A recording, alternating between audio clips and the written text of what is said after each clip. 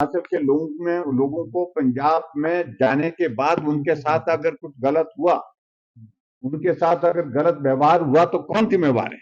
Border के area में जिन लोगों को सुबह से शाम तक 4-4 बार भी जाना पड़ता है, आर पार जाना पड़ता है, तो उनके लिए और संकट हो गया। रिश्तेदारियां हैं, कारोबार है, इसके कारण उनको भी परेशानी है। इसके अंदर जो है काम करने का तौर तरीका सरकार का जो है वो ऐसा बन गया है जिससे जगनसाई तो हो ही रही है, लेकिन प्रदेश का बहुत बड़ा नुकसान हो रहा है। करेंगे अब तो एक ही चीज हमारे सामने है, कांग्रेस को उखाड़ फेंकेंगे। एक तो एग्जॉर्बिटेंट इंक्रीज की है, बहुत बड़ी इंक्रीज की है, बहुत जिसके कारण बहुत बड़ी कठिनाई है।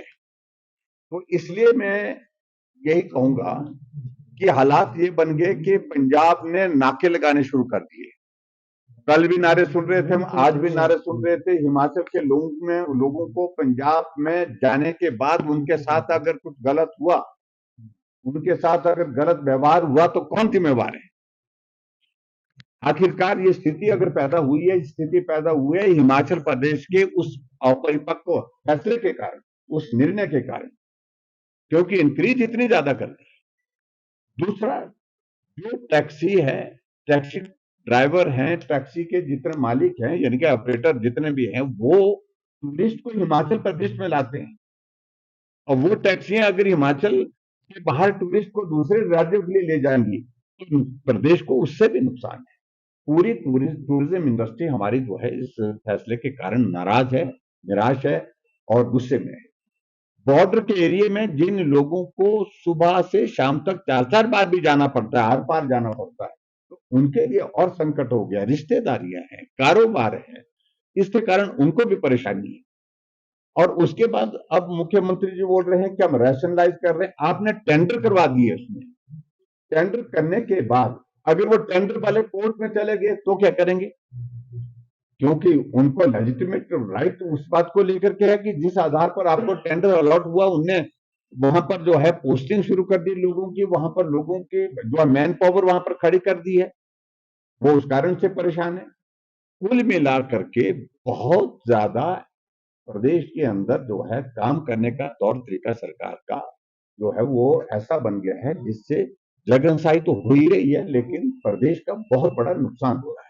अब वो फैसला कब करेंगे मुझे मालूम नहीं, लेकिन उन्होंने हिमाचल प्रदेश के लोगों का जीवन भी इसके कारण संकट में डाल दिया, क्योंकि हमें मालूम है अच्छी तरह से कि हमारे पड़ोस का राज्य है, अगर वहां की लोगों की अगर हम उसमें तासीर देखें तो वहां गुस्सा, नाराजगी, रोष और इस तरह की सारी स्थिति ऐसी रहती है कि वो कुछ भी हमारे हिमाचल के आदमी के साथ होगा तो कौन जिम्मेवार है? तो इसलिए ये सारी जिम्मेवारी प्रदेश सरकार की, उनके जिम्मेवारी के साथ काम। देखिए, मैं इस बात को पहले भी कह चुका हूं कि मुख्यमंत्री जी फैसले बिना सोचे समझे लेते हैं, और जब बिना सोचे समझे फैसला लेते हैं तो फिर फंस जाते हैं। अब वो एक तरह से अटक गए हैं, अब बहाना लगा करके कोई रास्ता ढूंढने की कोशिश कर रहे हैं। मैंने उनको कहा था कि पहले भी वो अध्यक्ष महोदय जी के सामने हमने दिया है, हमने कहा कि सत्य नहीं बोलते हैं, क्योंकि अब तक कितनी बार बोले हैं। आप देखिए विधानसभा के अंदर एक पक्ष 1 मिनट में कुछ बोलते हैं, दूसरे मिनट में कुछ बोलते हैं, तीसरे मिनट में कुछ बोलते हैं, तो इसलिए हम उस पर बहुत ज्यादा आग्रह नहीं करेंगे। अब तो एक ही चीज हमारे सामने है, कांग्रेस को उखाड़ फेंकेंगे। हिमाचल प्रदेश में जब भी होगा दौर, ये मुझे मालूम नहीं कब होगा, लेकिन दौर अब उखाड़ फेंकने का है, उसकी हम तैयारी करेंगे। हम सारी बातें अब बाकी चीजों में नहीं उलझना चाहते हैं। अब हमारा फोकस यह है कि उखाड़ फेंकेंगे और उखाड़ देखिए जब भी होंगे हम क्या है। फेसबुक पर पोल स्टार हिमाचल का पेज लाइक करें और यूट्यूब पर हमारा चैनल सब्सक्राइब करना ना भूलें।